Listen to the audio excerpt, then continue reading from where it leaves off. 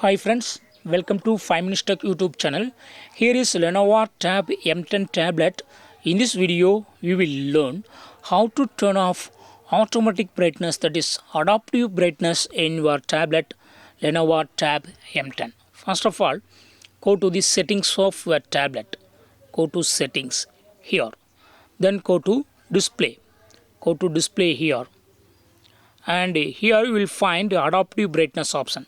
Just turn off this button so that automatic brightness adjustment will be turned off. Okay, so if you use this adaptive brightness, what it means, brightness will be adjusted automatically based on the outlet light conditions. Okay, so if you set at low level, it will not stay in the low level. Okay, it will automatically adjust the brightness. Okay, see here.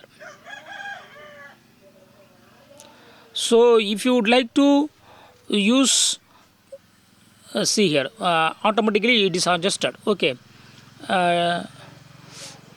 so if you would like to stop auto brightness, that is adaptive brightness, you should turn off this button so that your tablet will not adjust automatically brightness according to outside conditions.